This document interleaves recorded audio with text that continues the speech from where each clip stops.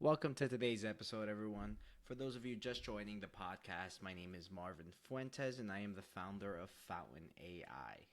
We specialize in helping businesses work efficiently and scale with intention. Today, I am joined by Chuck Wilder.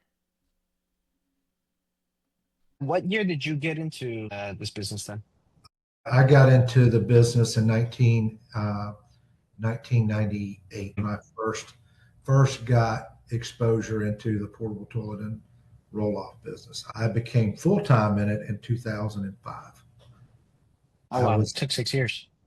well, I worked as an IT consultant for a waste company. That's how I got exposed. Okay. And this was taking a pretty large player from pen and paper to computers and automating a lot of processes.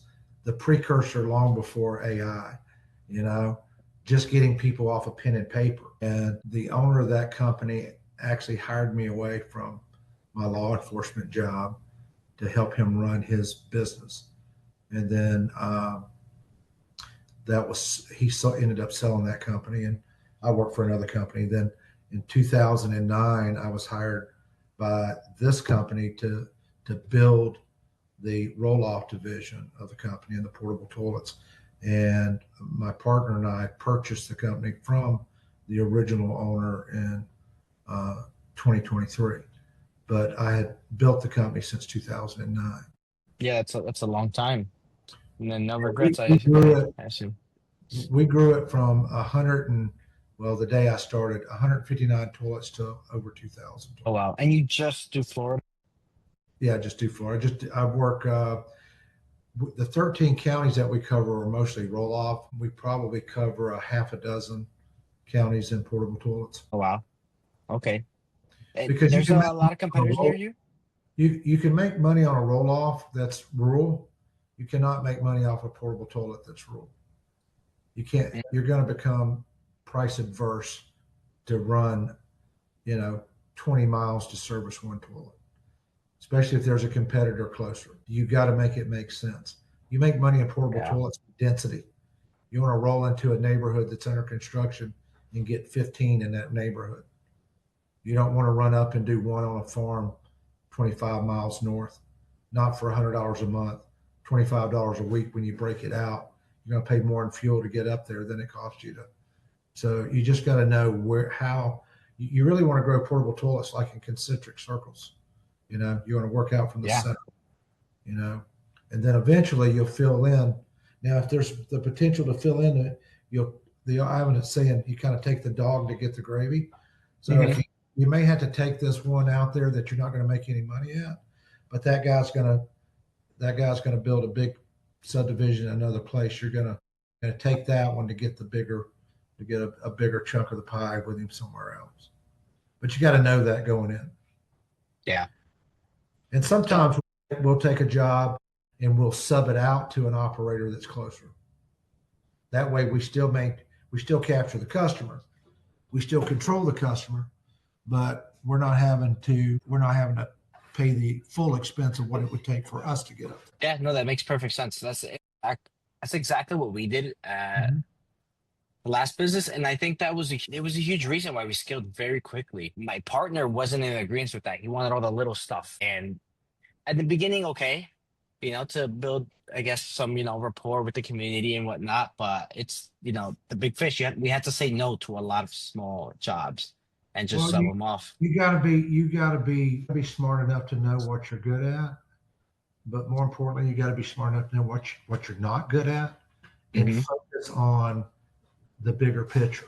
Because you can make profit doing the big stuff, and you can lose all of that profit trying to do too much. Yeah. Yeah, that's absolutely true. But we're very consistent. We cater primarily to the construction industry, which pairs with our roll offs. Our portable toilets go on a job site usually long before the roll off does. So it's our lead in. If I get my toilet on there, I'm pretty sure I'm going to get my roll off dumpster in there.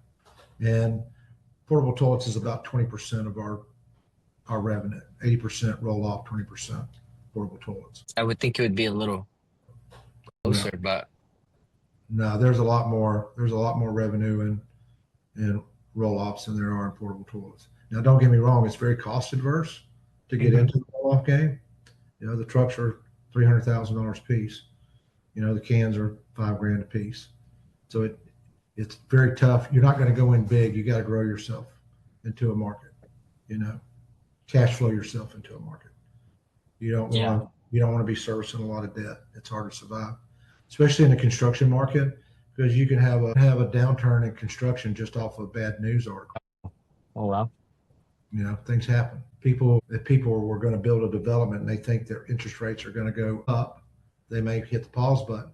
Or the other side, if they think there's going to be a significant cut, they'll hit the pause button and wait for that interest to come down.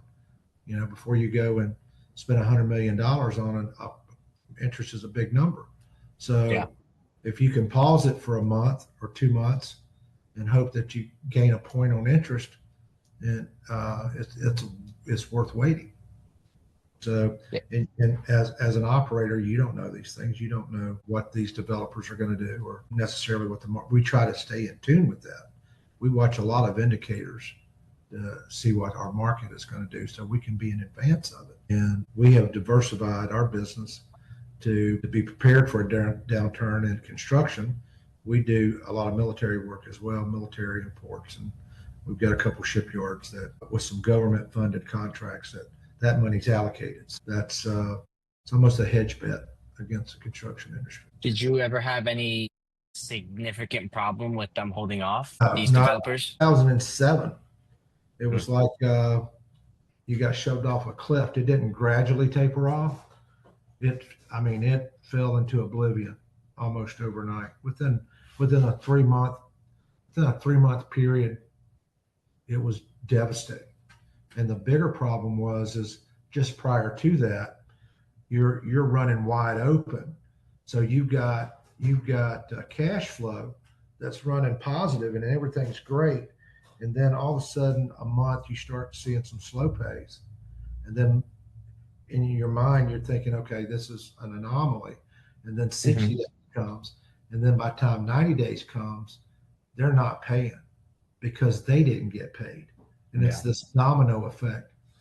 And the one thing I can assure you on a job site, the two last people to get paid is the portable toilet guy, and he is last just behind the roll-off guy, because you've got to have material to build it. You got to have labor.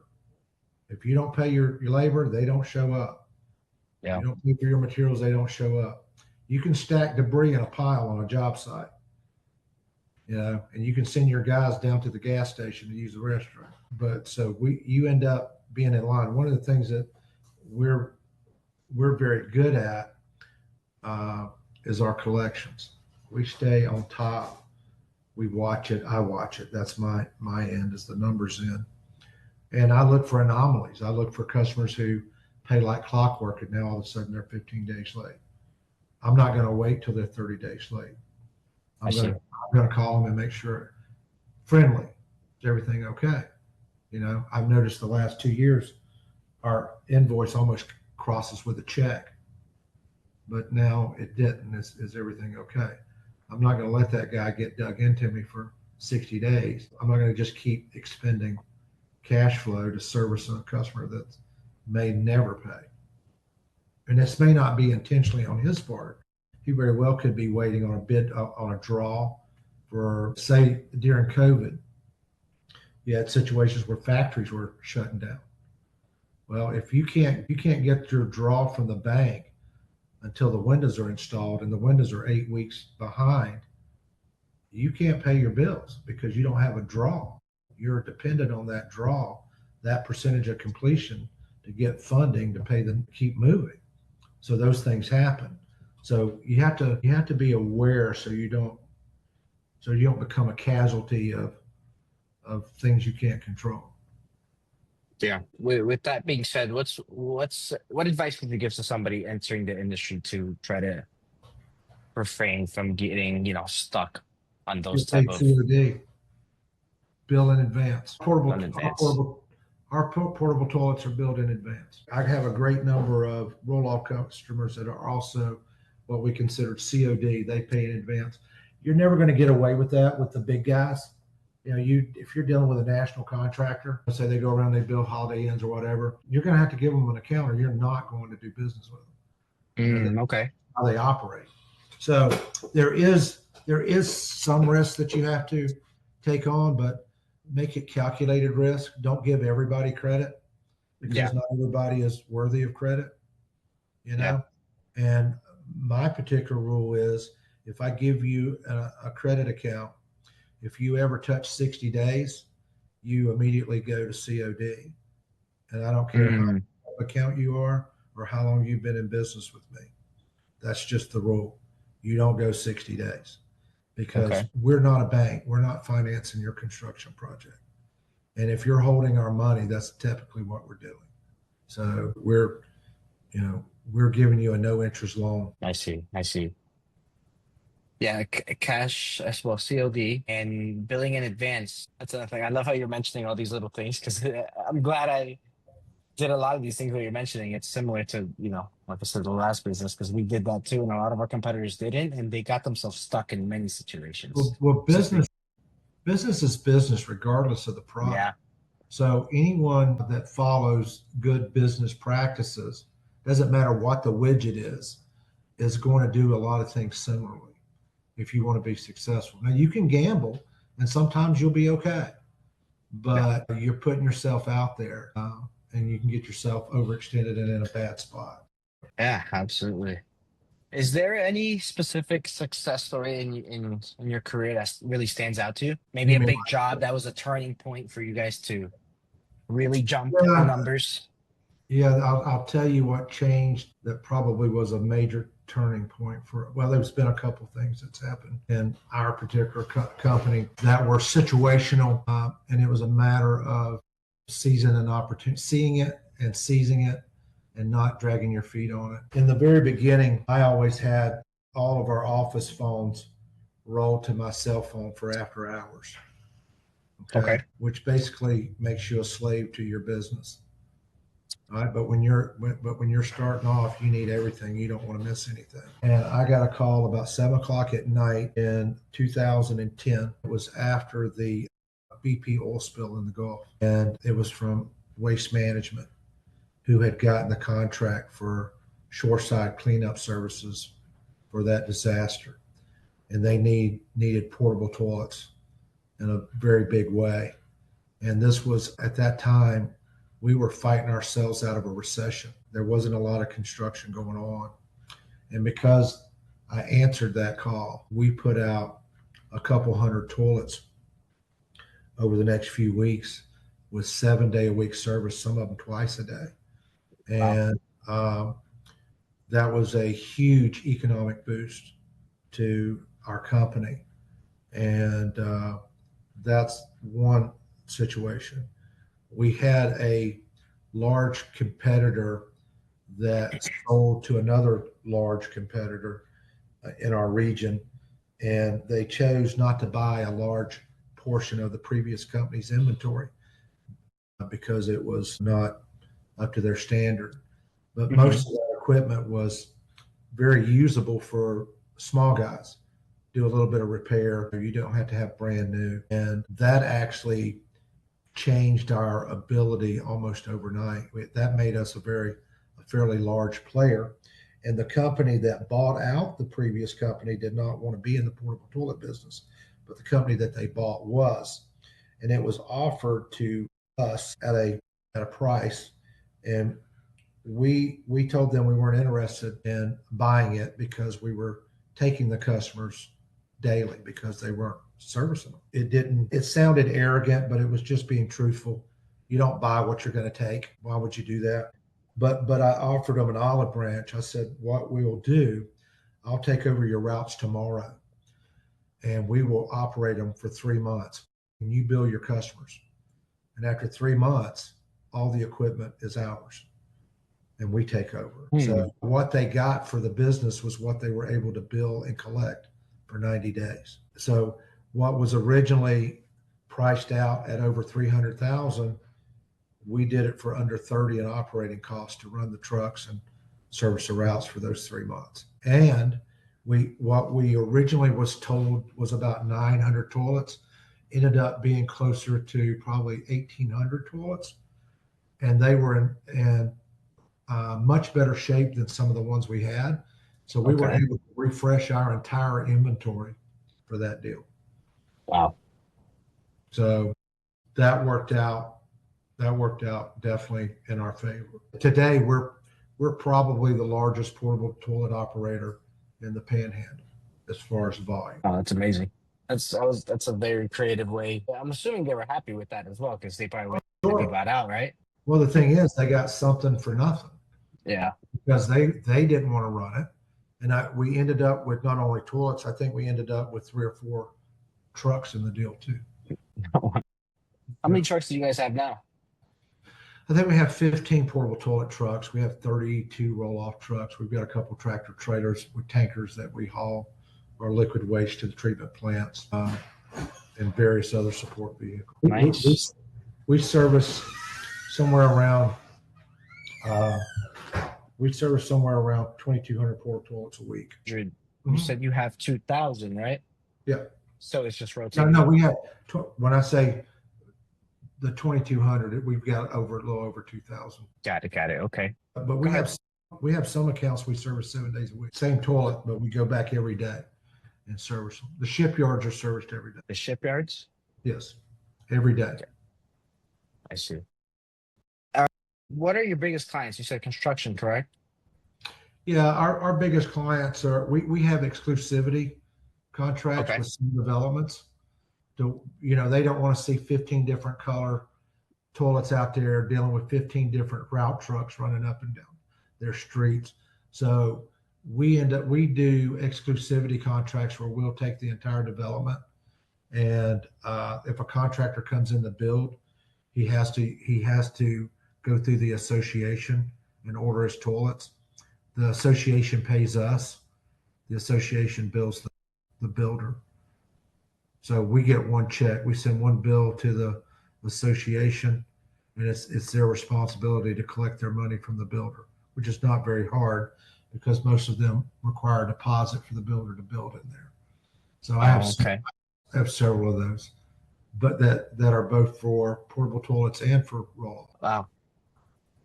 Just trying to wrap my head around that. A lot of information there. But how important is networking in your field? Networking within our competitors or similar businesses, or networking for To gain clients. Yeah.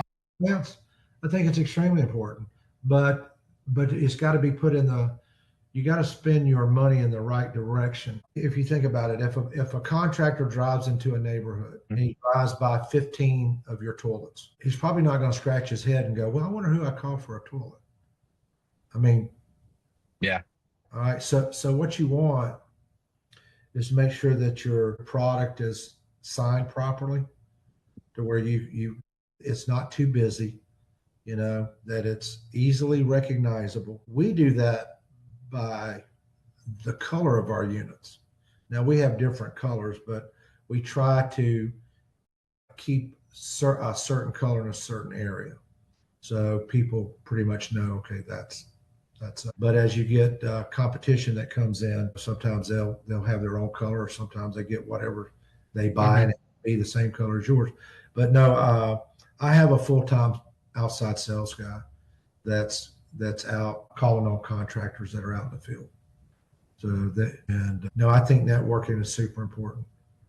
And your outside sales guy, just one guy? It only takes one. Nice. Well, if you think about it, when you've got roll-off cans that are 22 feet long and 7 foot high, and it's got your name on the side of it, and they're up and down the road, a couple hundred times a day, those are rolling billboards. Yep. Okay. And the thing is it's not like you're trying to sell a widget to someone who doesn't know that they need your widget. You're selling a known product to a customer who needs your product. Yeah. And he's either going to call you or he's going to call your competitor to get that product. Yeah.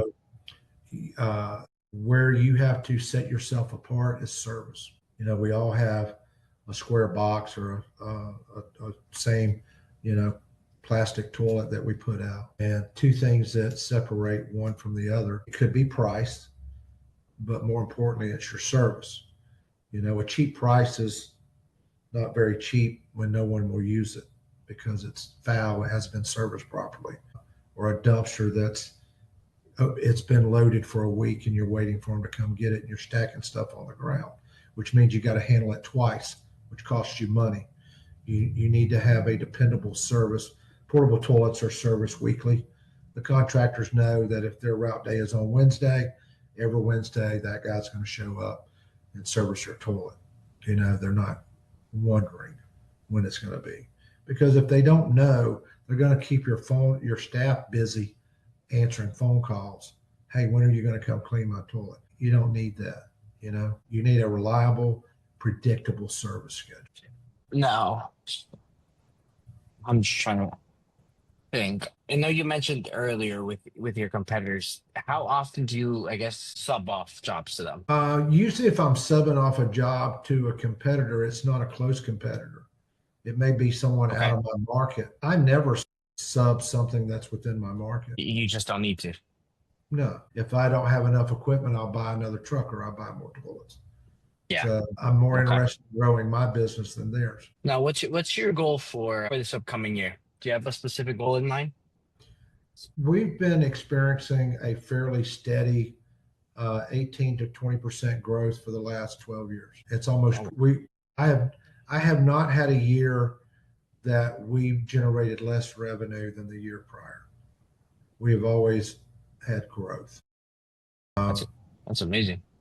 And we have, of late, we have almost had $1 million a year in growth. And it's like a snowball. Being from Jersey, you can relate to this. If you take a snowball in the very beginning, it's a very small ball, and you roll it and you roll it. It seems like you roll it forever.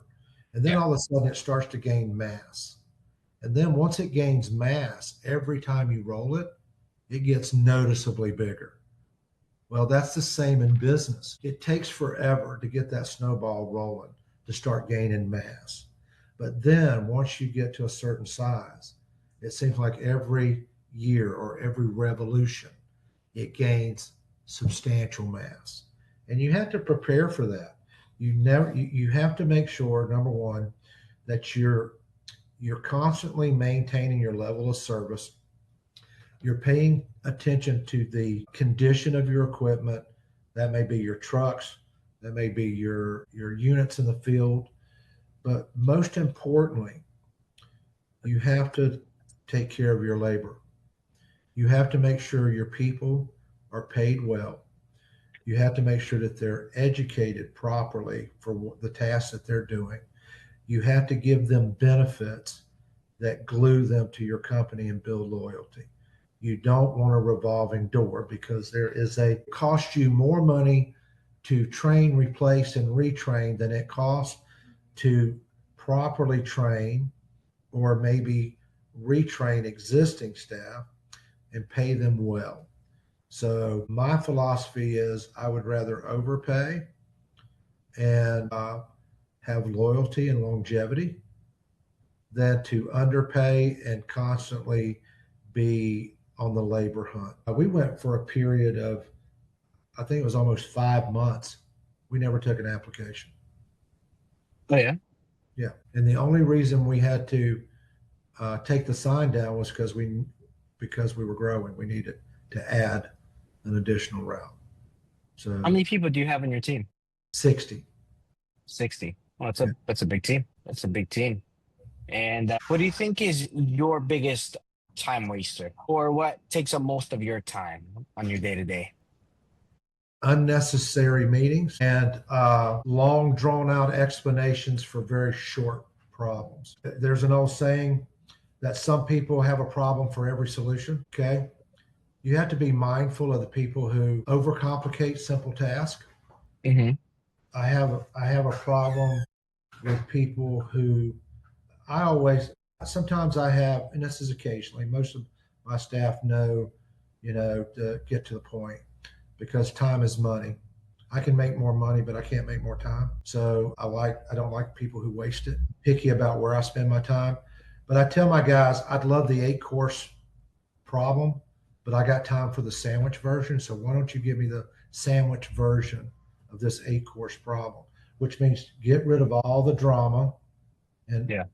you don't need to start it when you woke up this morning. Get to the point and tell me what the problem is. And then I'm going to give you a solution, or I'm going to ask you, what do you think we should do? Because if you've got a problem, you should have also thought of some possible solutions when you come to me. Because you know what? You may hold the solution because you're Yeah. the most intimate person of the problem, because you're the most knowledgeable, because you're bringing it to me. So my advice also is to empower your people to do what you pay them to do and get out of their way. Give them guidance, but don't micromanage them. Because there's an old saying, what you cannot duplicate, you will become a slave to. So if you try to do every task, then you're going to be burdened with doing every task. But when you train and you teach somebody and you transfer that knowledge to another person, and if you train them properly, then they can duplicate your efforts. And now you no longer have to worry about that task. All you have to do is check in and manage that the task continue to be done the way that you trained them to do. And once you can duplicate that over and over and over again, you can grow. You can grow successfully, and you can take your efforts towards things that are more important, which is growing or new market development or pursuing, new equipment or and not be burdened with the day-to-day operation of the company. Yeah. Now, with that being said, is there like a certain hub you have maybe for all your employees? Like if they have a question that's already been answered, they just don't know that. Is there like a hub where they can just, like an FAQ for your company? Do you have that of some sort? Well, we have an open door policy in my office. You can walk into my door anytime you want if you have a question, and we answer those questions. We have quarterly meetings, but our teams are broken up into smaller teams, and they have weekly sessions where there's a lead person, for every group of 5, and we'll have a topic, and those guys, before they start work, they have a 15-minute discussion, and at that time there's a problem, it's passed on to that lead person, and that lead person brings it up channel. And if I need to talk to the person who brought it up, I'll call them direct and say, hey, let's get some more, give me some details on this, tell me what's going on. And communication is the key. There's nobody here in this office that is untouchable or inaccessible about anything. There's really nothing that's off the table. Sometimes it may be personal. You find yourself sometimes acting as a surrogate parent or a psychologist, or just sometimes they just need to ask some advice, because if that person is having issues at home, it will bleed over into work. So you definitely want to have an open door and listen and be compassionate. Our people are our people. They're people that have problems just like anyone else. And anytime you can help lighten that load, their work environment is better and they're happier. And the key to a successful business is loyal and happy employees, because I didn't build this business, my employees did. I have customers I've never met.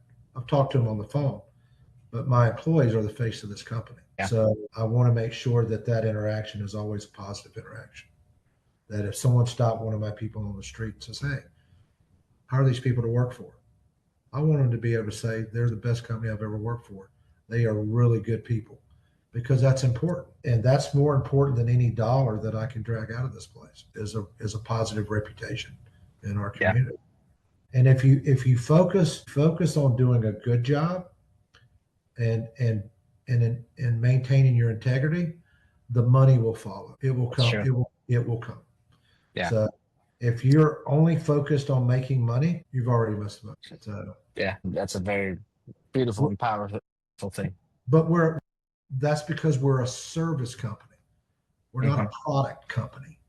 I'm not selling widgets. I'm selling our service to you. And that's is absolutely what's grown our company. That's great. That's great. Yep. It's do what you say you're going to do, even if it costs you money.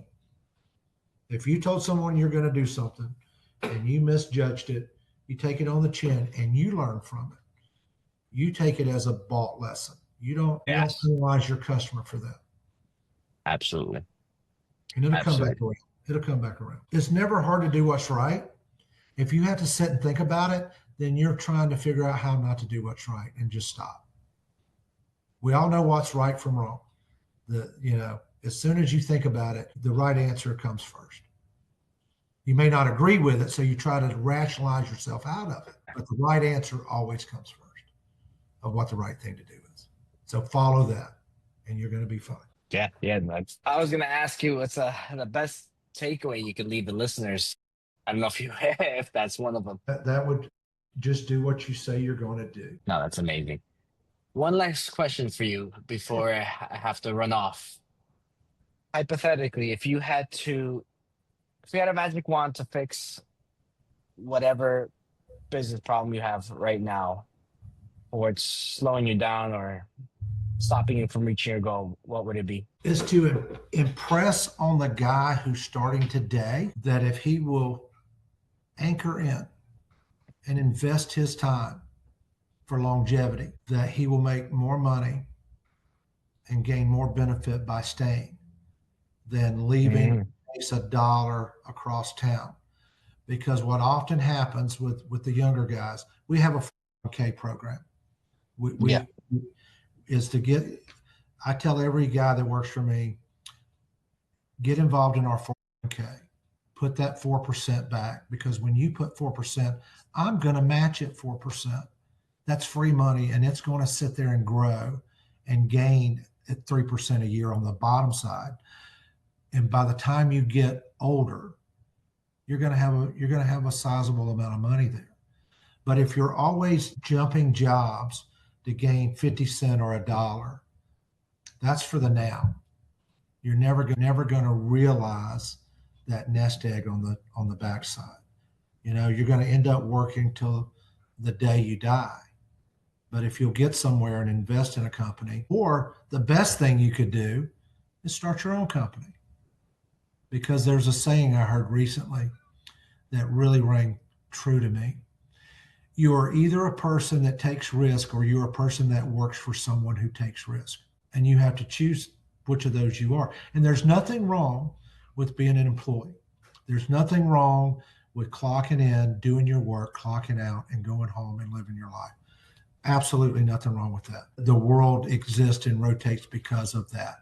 But there's also the entrepreneur mindset that wants more, and they're willing to take all those risks to do that. And it takes both of us to exist. The entrepreneur cannot make it without the workers. The workers cannot make it without the entrepreneur that provides the opportunity for the worker. So you got to have this symbiotic relationship, but you have to look after each other. And the magic wand would be to break that stereotype of we work for the man and I'm only going to do what's necessary. If they would go in and be committed, then the right man, would take those profits and reinvest back into their employees and make their life better too, with better benefits, higher wages, better equipment. And that's the way it should. How do you guys word it to those newcomers now? If you want a career, this is the place. If you want a job, this is not the place. A job is temporary. A career is longevity.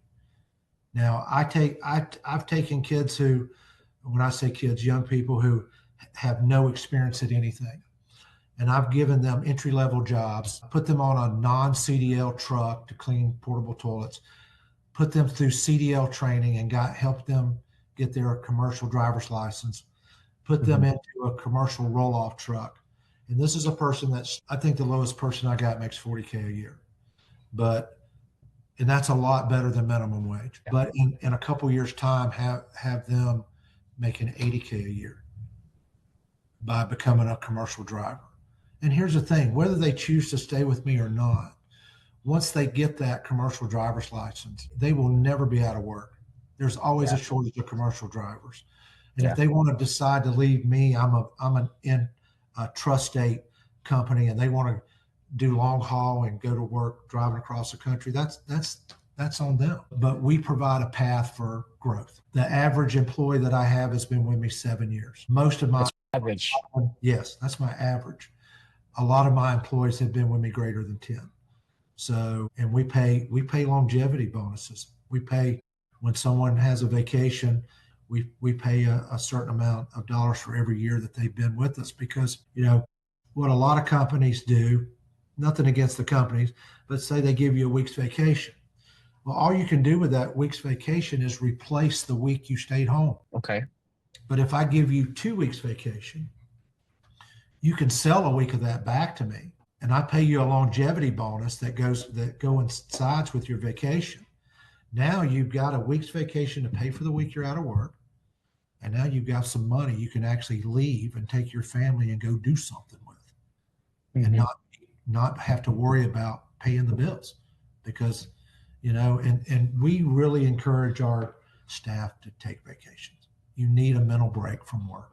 You need time with your family. I tell everybody that works here, if I find out that there was a donuts with dads at school or a muffins with mom and you didn't go, I got a big problem with that, because that's where you should be. You're not going to be penalized here at work. Work is to benefit your family. And you don't lose sight of that. And we work around all of those things, because I've been at those type of events with my children and look around at these small kids that are hoping that their parent will show up, but they work for a company that has no compassion or doesn't care about their home life. And that's poison. That's poison. You need to know about your employees' families. If they need something, you need to provide the time that they need to do that, and they shouldn't be stressed about it. Agreed. No, that's amazing, and I'm glad you brought that up. Well, in closing, I'll tell you, my desire was to build a company I always wished I worked for.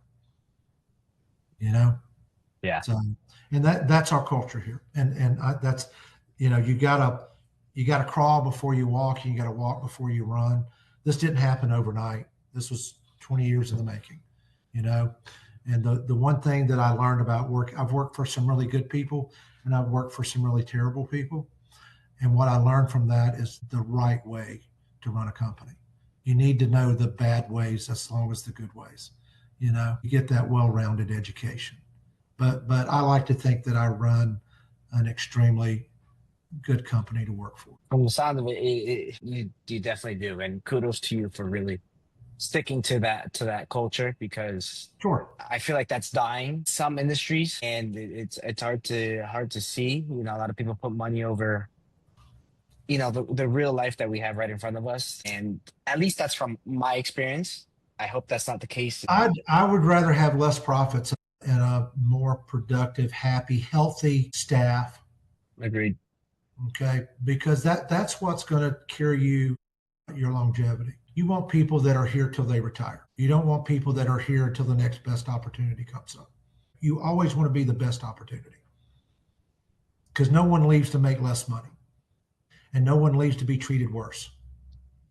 So if you're well paid and you're treated well, you're not looking. Chuck, let's end it off on that. I think that was great. The ending was fantastic. You had some great insight, great thoughts, and I'm sure Marvin, it was good to talk to you. Absolutely. It was a pleasure. And yeah, I'm sure people will find a lot of value in this. And I hope so. Absolutely. I'm going to end the recording here.